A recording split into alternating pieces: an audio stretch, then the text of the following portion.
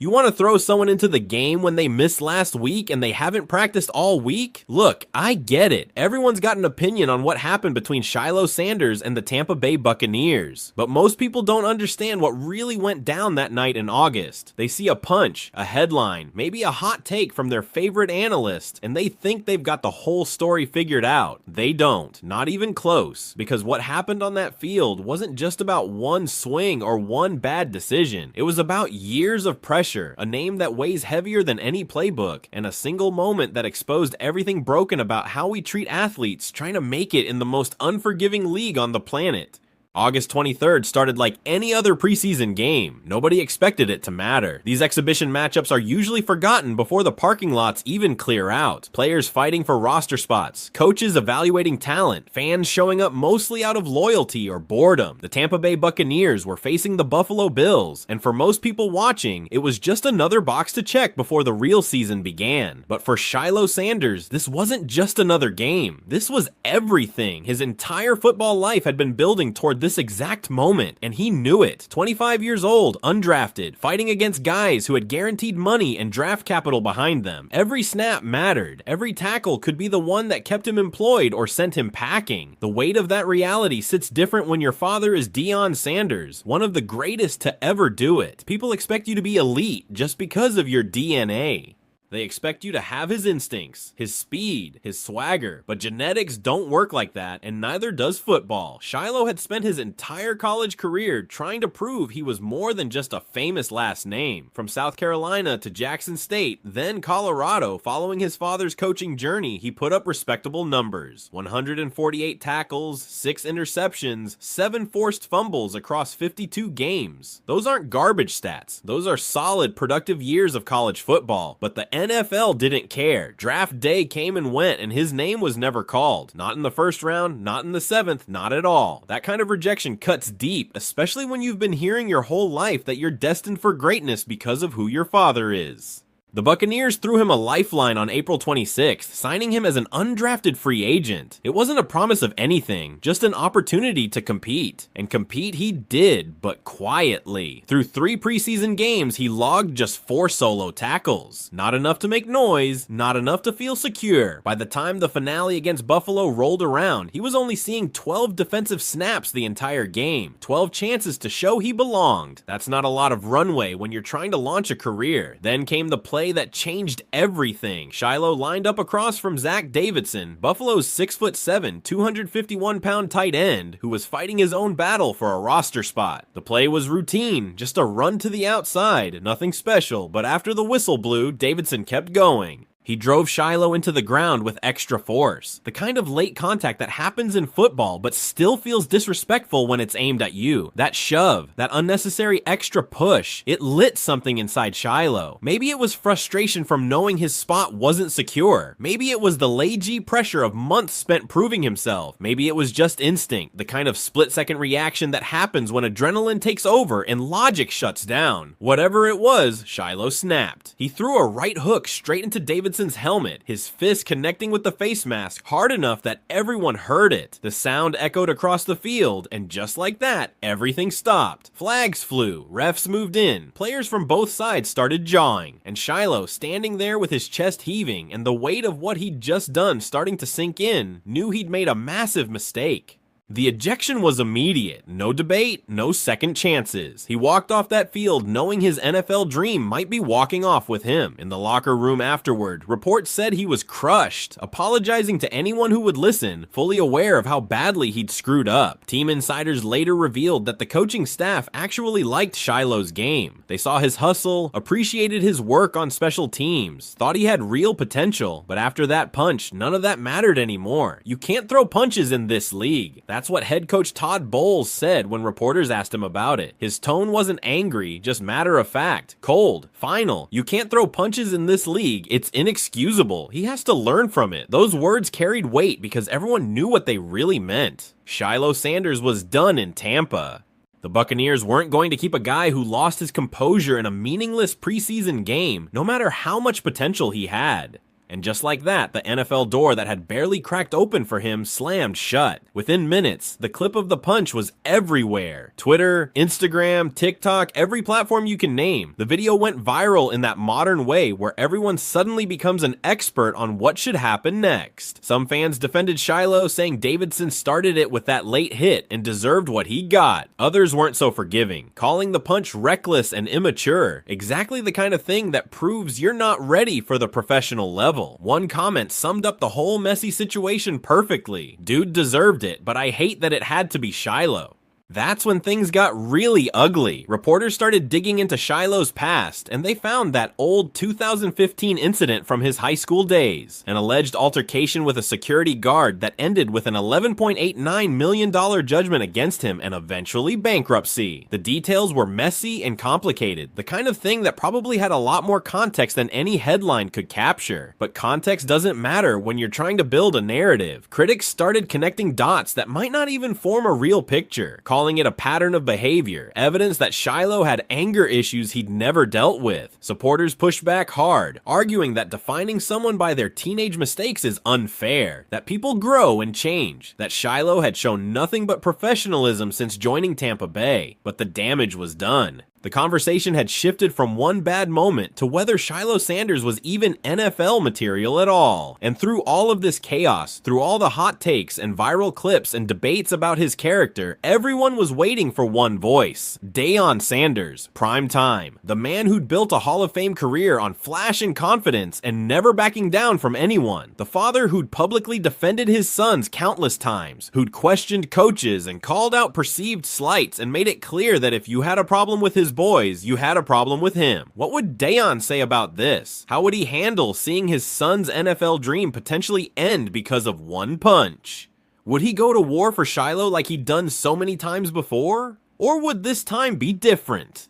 The answer surprised everyone. Less than 24 hours after the incident, Deion posted a Bible verse on social media. "From my earliest youth, my enemies have persecuted me, but they have never defeated me." Psalms 129, verse 2. That was it. No long explanation, no fiery defense, no calling out refs or opponents or anyone else. Just scripture, just faith. The verse had actually been posted first by his oldest son, Deion Sanders Jr., and then reshared by Coach Prime himself, creating this quiet but powerful message about family unity through struggle. Fans didn't know what to make of it. Was it meant for Shilo directly? Was it a message to critics? Was it just Deion processing his own feelings about watching his sons face adversity in the most public way possible? The timing made it even more loaded, because Shilo wasn't the only Sanders brother having a rough week. Shedder Sanders, the youngest, was struggling with the Cleveland Browns.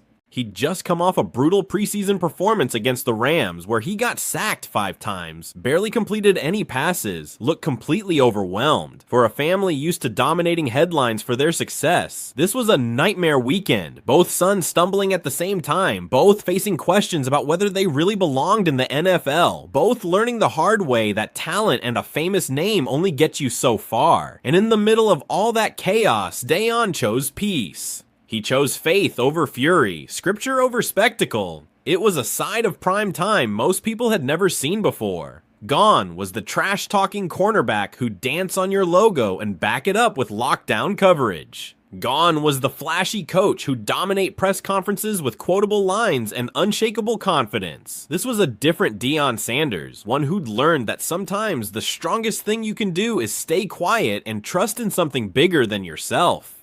In a Bleacher Report interview around that time, Deion had talked about his approach to his son's NFL journeys. "My deal with my kids is that they don't have to be the best, but they do have to give their best. They're mature, they know what they're facing, and I'm excited to see them overcome adversity and shine." Those words revealed a father who understood the reality his sons were walking into. The NFL doesn't care about your last name. It doesn't care that your dad is in the Hall of Fame. It doesn't care how many Instagram followers you have or how much hype surrounded you in college. The only thing that matters is what you do on the field and whether you can handle the pressure without breaking. Deion knew he couldn't fight their battles for them. He'd opened doors with his reputation and his coaching, but once they walked through those doors into NFL facilities, they were on their own. Every player is. The league is designed to chew people up and spit them out, and it does that job extremely well. Most guys don't make it. Most dreams die in training camps and preseason games, just like the one where Shilo threw that punch. Despite media outlets trying to spin stories about Deion publicly condemning his son, there was never any real evidence of that. He didn't trash Shilo in interviews. He didn't distance himself from what happened. His response was measured, controlled, the kind of thing you do when you understand that your kid is already facing enough judgment from the outside world without adding more from home. It showed growth, maturity, wisdom earned through decades of dealing with pressure and criticism, and the weight of being a public figure. But not everyone saw it that way. Some critics claimed that Deion's protective nature toward his sons was actually part of the problem. They argued that by shielding them from harsh realities, by always being their biggest defender, he'd made them unprepared for how brutal the NFL actually is. Others pointed to his fame itself as a burden, saying the constant spotlight and comparison to Primetime's legendary career brought more pressure than any young player should have to handle. Then Antonio Brown decided to jump into the conversation because of course he did. Never one to stay quiet when there's drama to fuel, AB posted online that the whole Sanders family was going to end up getting cut from the league. It was a cheap shot, clearly designed to get attention and stir up controversy. But instead of taking the bait, instead of firing back with his own trash talk, Deion stayed classy. He didn't argue, didn't engage, just offered well wishes and moved on. That response caught people off guard. The same man who once lived for verbal sparring matches was now choosing grace over drama. Some called it maturity. Others said he'd gone soft, but it showed that Deion Sanders had evolved, and maybe that evolution was exactly what his sons needed to see. Reactions across the NFL world were split. Shannon Sharp, Hall of Famer and co-host of the Nightcap podcast, saw Deion's Bible verse not as shade, but as a message of strength and family unity. He praised Deion for staying solid under pressure, for showing his sons what real leadership looks like when everything's falling apart. Chad Okotinko Johnson backed that take too, calling the verse motivational and pointing out that it fit perfectly with Deion's long history of standing up for his kids in public. Media analysts noted how much Deion had changed as both a father and a public figure. The man once known for wild celebrations and bold predictions was now handling his family's toughest moment with patience and quiet strength. It was a clear sign that he understood the NFL wasn't college anymore. His sons didn't need hype. They needed steady support while they figured out how to survive in a system designed to break most people who enter it. Then came the blow that nobody wanted to see, but everyone saw coming. On August 24th, less than a full day after that infamous punch, the Tampa Bay Buccaneers released Shilo Sanders. The move hit fast and hard, shocking fans who couldn't believe how quickly everything unraveled. But people inside the organization weren't surprised at all. Shilo had been on thin ice before the fight even happened. His preseason stats were underwhelming, his spot on the depth chart was shaky, and the roster crunch was coming whether he threw that punch or not. The incident just made the decision easier for Tampa Bay's front office. It gave them a clean reason to cut ties without having to debate his talent or potential. One mistake, one moment of lost composure, and the door closed. That's how fast it happens in the NFL.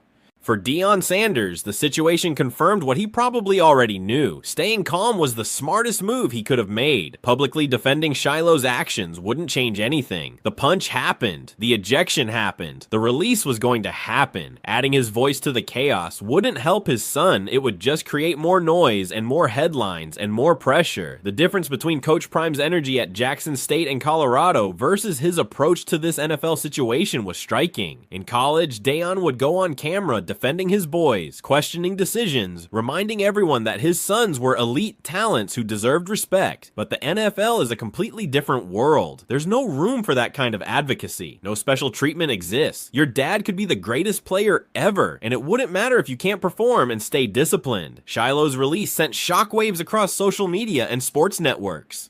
By August 26th, as teams across the league were cutting rosters down to the final 53 players, the Sanders name was trending everywhere. The headlines weren't just about the punch anymore. They were about legacy, about pressure, about what it really means to grow up in the shadow of greatness and try to forge your own path. Some fans flooded social media with support for Shilo, while others came hard with criticism. The split revealed how divided people were about the Sanders family's transition from college fame to NFL reality. Shilo's agent agents tried to stay optimistic, suggesting that another team might claim him off waivers and give him a fresh start, but the timing couldn't have been worse. Teams were racing to finalize their rosters, and most were focused on veteran players who could contribute immediately, not young prospects with behavioral red flags. Even if those red flags came from one isolated incident, the waiver process didn't help either. Teams with worse records get first priority, and most of those teams weren't in a position to take chances on developmental players with question marks. Shilo's future was completely out of his control, sitting in limbo while front offices across the league made their final decisions. Then Michael Irvin dropped a different perspective that gave some fans hope. The Hall of Famer and longtime Sanders family friend claimed that Tampa Bay's move might have been strategic rather than punitive. According to Irvin, cutting Shilo early wasn't necessarily about punishment, it was about timing. By releasing him during the chaos of final roster cuts, when dozens of players were being waived every hour, the Buccaneers could potentially hide Shilo in the noise. Other teams might overlook him in the avalanche of available players, giving Tampa Bay a chance to quietly re-sign him to their practice squad once the dust settled. If Irvin's theory was right, it meant the story wasn't over. The Buccaneers might still see value in Shilo Sanders. Inside sources seem to support that possibility, saying the team genuinely respected his work ethic and professionalism despite the punch. They liked his toughness, appreciated his special teams potential, and valued how quickly he showed remorse after the incident. That kind of immediate accountability and genuine regret can matter in evaluations, especially when you're dealing with a young player who made one mistake in the heat of competition, rather than showing a pattern of problems. But there was another twist that most fans didn't see coming. The Toronto Argonauts of the Canadian Football League quietly added both Shilo and Shedeur Sanders to their negotiation list. That move signaled a backup plan. If NFL opportunities dried up, the CFL could be the next chapter, a place to rebuild reputations and develop skills before potentially making it back to the NFL. Plenty of players have taken that route. It's not the glamorous path, but it's a path, and sometimes that's all you need. Meanwhile, Shedeur Sanders was dealing with his own storm in Cleveland. Drafted in the 5th round, 144th overall, expectations were high for the youngest Sanders brother, but his preseason finale against the Los Angeles Rams turned into a disaster. Multiple sacks, missed reads, shaky pocket presence. The kind of performance that makes coaches wonder if you're ready for this level.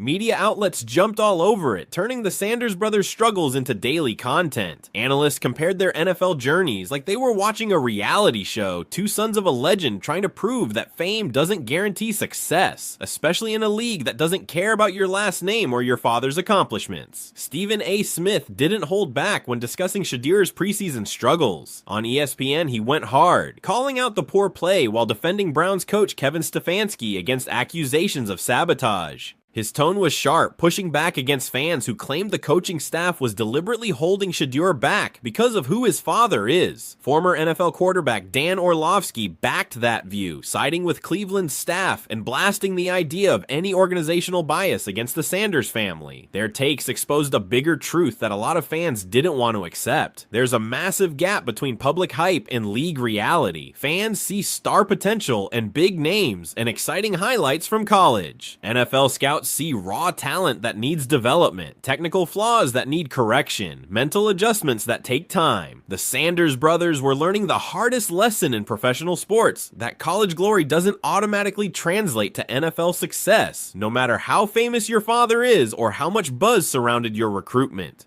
Online reactions split fast and hard. Some fans swore the league had it out for the Sanders family, claiming there was some kind of conspiracy to make Deion's sons fail. They're sabotaging them because the NFL hates Deion. That narrative spread across social media like wildfire, gaining traction with people who wanted a villain to blame. Other fans were colder and more realistic, saying both brothers had been overprotected and overhyped throughout their college careers, leaving them unprepared for the grind and brutality of professional football. The debate got deeper and more complicated. Critics argued that the Sanders name gave both brothers opportunities that other players never got, chances to prove themselves in camps and on rosters despite underwhelming stats or performances. But supporters fired back, pointing out that being Deion Sanders' son came with its own unique burden, every move compared to a Hall of Fame legend's career. Every mistake magnified because of the famous last name. Every success questioned as nepotism rather than earned. The pressure of living up to Primetime's legacy while trying to forge your own identity in the same sport your father dominated. That's a weight most people can't even imagine carrying. By the time the initial dust started settling, Shilo's release had become more than just a story about one bad punch in a preseason game. It became a symbol of how difficult it is for second-generation NFL players to carve out their own identities in a league that judges everyone purely by results, not reputation or family connections or anything else that exists outside the white lines. The NFL is littered with stories of legend sons who couldn't live up to their father's legacies. From early career struggles of the Manning brothers, who eventually proved themselves but faced intense scrutiny and doubt, to the forgotten names of Hall of Famers' kids who never made it past training camp. Carrying a famous last name in this league is absolutely a double-edged sword. You might get a look you wouldn't otherwise get, but the expectations that come with that look can be crushing. The pressure to perform like your parent without any guarantee of inheriting their physical gifts or mental makeup or whatever intangible qualities made them great. It's a storm that very few people can weather successfully. For Deion Sanders, watching both Shilo and Shilo battle through major setbacks at the exact same time might have been the hardest test of his entire life. This wasn't Primetime the player anymore, the cornerback who could shut down any receiver and then dance in the end zone afterward. This was Deion the father and coach, watching his sons face the same ruthless system he once conquered, but without being able to protect them or smooth the path or guarantee their success through force of will. His reaction said everything about how much he'd grown, calm, spiritual, focused on faith rather than fury. Instead of fighting the league or publicly defending every mistake or calling out everyone who criticized his sons, he leaned into something deeper. He showed them that even his influence and fame had limits, that some battles they'd have to fight themselves, that resilience and character matter more than headlines or highlight reels. His mindset that his sons didn't have to be the best, but did have to give their best, showed real wisdom. It wasn't about living up to Primetime's legacy anymore. It was about surviving and growing in a business that eats pressure and privilege for breakfast. Social media made everything exponentially harder. Within hours of Shilo throwing that punch, the clip had racked up millions of views, dissected frame by analysts and random fans alike. The internet turned one mistake into a full-blown saga, examined from every possible angle, debated endlessly, used as evidence in arguments about everything from family dynamics to racial bias in the NFL. The Sanders family had no space to breathe or heal privately. Every reaction was public. Every emotion was content. Every decision was analyzed by people who'd never met them and never would. Now, the Sanders family's NFL story has evolved into something more than sports gossip or draft analysis or roster speculation. It's become a real-time case study in fame, family, pressure, and how heavy a legacy can truly be. As Shilo's future hangs in limbo, waiting to see if another team takes a chance, or if Tampa brings him back, or if he ends up in Canada rebuilding from scratch, his next move could define whether he becomes a comeback story or a cautionary tale. As Shilo continues battling to prove he belongs on an NFL roster, fighting through the doubts and criticisms and comparisons to his father, the whole family is learning lessons that can't be taught in film rooms or practice facilities. Deion Sanders is discovering his own truths, not just as a coach, but as a father navigating the impossible challenge of raising elite athletes in today's spotlight. His calm, spiritual response to Shilo's meltdown wasn't weakness or avoidance. It was wisdom. Choosing peace over public outrage, choosing faith over fury, choosing to support his son privately rather than defend him publicly. Those might have been the most important coaching decisions of his entire career. Decisions that put Shilo's mental and emotional health ahead of public perception or family reputation or anything else that seems important until you realize what actually matters. The Sanders family's NFL story is far from finished. Both brothers are still young, still talented, still capable of writing their own chapters that have nothing to do with their father's Hall of Fame career. But what happened in August 2025 will forever mark a turning point, a raw and defining moment that showed the world how even fame and legacy and a famous last name can't shield you from the fundamental truth of professional sports. Talent matters, discipline matters, composure matters, And when you lose any of those things at the wrong moment, the consequences come fast, and they come hard. Whether this saga ends as a comeback story or a cautionary tale, one thing is absolutely certain. The world just got a front row seat to what resilience, family, and faith really look like when everything's on fire and falling apart. The lesson isn't complicated. Even legends have to grow, learn, adapt, and sometimes watch their children go through pain that can't be fixed with fame or money or connections. The Sanders family is proving that truth in real time, for better or worse, with millions of people watching and judging every single step.